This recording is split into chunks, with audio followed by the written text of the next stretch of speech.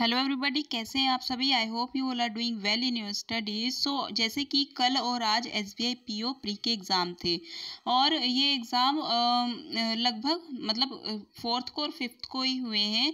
और इन एग्ज़ाम्स के बीच मैं आप सभी को डिमोटिवेट नहीं करना चाहती थी, इसीलिए मैंने कोई अपडेट आगे की नहीं दी और आज मैं अपडेट देने जा रही हूँ। तो सबसे पहले मैं आपको बता देती हूँ कि मेरा जो एसबीआई पीओ प्री का एग्ज़ाम था वो आज 5 अगस्त को 10:30 बजे की शिफ्ट में था, लेकिन मैंने एग्ज़ाम नहीं दिया।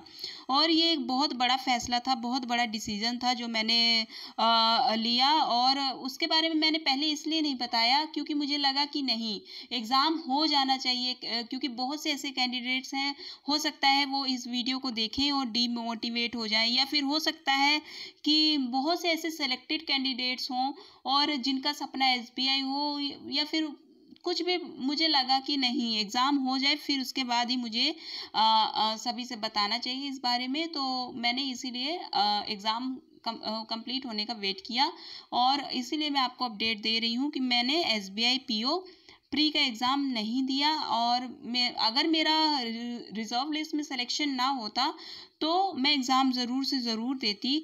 और अब जो है आप सबको यही लग रहा होगा कि आखिर क्या कारण होगा जिसकी वजह से मैंने एग्ज़ाम नहीं दिया। तो जैसे कि मेरा रिजर्व लिस्ट में सिलेक्शन हुआ और मेरा एसबीआई पीओ प्रायोरिटी कभी भी नहीं था। मुझे नहीं मतलब ये था कि अगर जब आप मतलब स्ट्रगल कर रहे होते हैं जॉब के लिए, तब तो यही होता है ना कि किसी में भी अप्लाई करो लेकिन जॉब लगनी चाहिए। अगर किसी भी सेक्टर, किसी भी लाइन में अगर जा रहे हैं, मैं बैंकिंग सेक्टर में अगर मैं कर रही थी कोशिश कि मेरा सिलेक्शन हो जाए, तो वहाँ पर कोई भी एग्ज़ाम्स आएंगे तो सभी को अप्लाई करेंगे, ठीक है ना। लेकिन जब आपका किसी एक एग्ज़ाम में सिलेक्शन हो जाता है और आप उससे सेटिस्फाइड होते हैं, फिर आपको लगता है कि आपको एक पाथ सामने से समझ में आता है कि हमको किस रास्ते पर चलना है और आगे हमको क्या करना है। और एक बात और थी कि एक्चुअली मैं फेक एग्ज़ाम नहीं दे सकती। फेक एग्ज़ाम का मतलब कि मैं मतलब अगर एग्ज़ाम में देने भी जाती तो मैं 100% अपना देती, ठीक है। और उसमें वो अलग बात है कि प्री क्लियर होता है कि नहीं होता है, मेंस होता है कि नहीं होता है क्लियर, वो अलग बात होती है। लेकिन मैं एग्ज़ाम अपना 100% अपना देकर ही देती।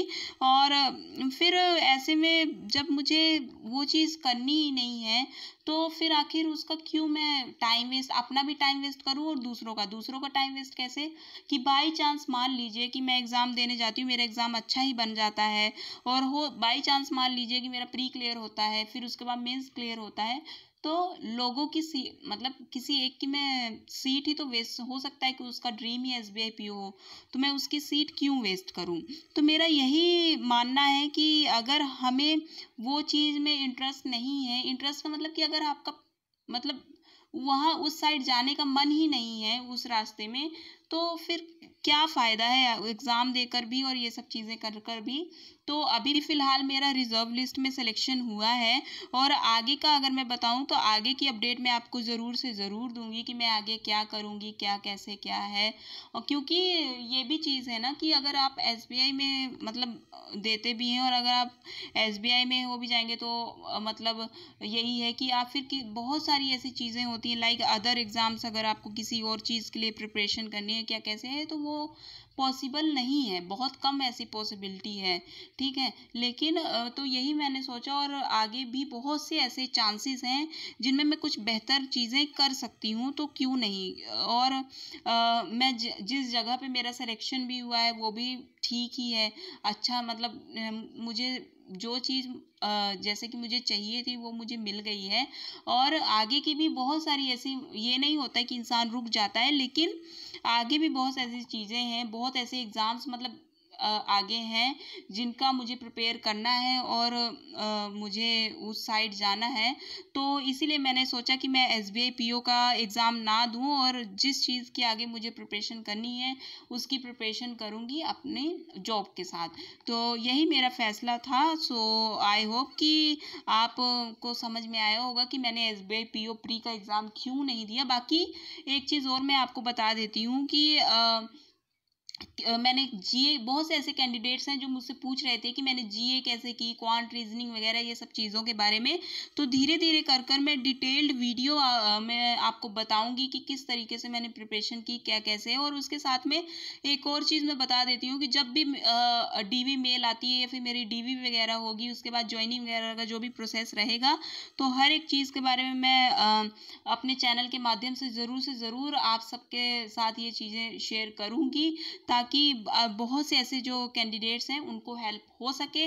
और आगे की भी प्रिपरेशन है उसमें मैं आपका साथ ज़रूर से ज़रूर दूंगी, क्योंकि जिसको फर्स्ट टाइम में सक्सेस मिल जाती है तो उसको मतलब इतनी सीख नहीं मिलती है फेलियर्स की, उसको इतना गलतियों के बारे में, इन सब चीज़ों के बारे में नहीं पता लगता है। बल्कि पर अगर आप बहुत टाइम से स्ट्रगल कर रहे होते हैं तो आप दूसरों को अच्छे से समझ पाते हैं कि वो कहाँ लैग कर रहे होंगे और क्या क्या चीज़ें हैं जो गलतियां हो रही, उसके बारे में भी अपनी तो गलतियां समझते ही हैं, दूसरों की भी समझ जाते हैं। तो आपके मैं हेल्प ज़रूर से ज़रूर करूँगी। एंड जो भी आपके सवाल है कमेंट डाउन ज़रूर से ज़रूर करिएगा, सो मैं रिप्लाई भी करूँगी। सो यही मुझे अपडेट देनी थी। आई होप कि आपने जो एग्ज़ाम अटेम्प्ट किया होगा एसबीआई का तो बहुत अच्छा आपका गया होगा और आपका सिलेक्शन हो। कमेंट ज़रूर कर कर बताइएगा आपके कितने अटेम्प्ट थे और क्या कैसे है, तो उसके बारे में मैं बताऊंगी कि कितने अटेम्प्ट में क्या सिलेक्शन, क्या प्रोसेस है, हर एक चीज़ के बारे में। So thank you all.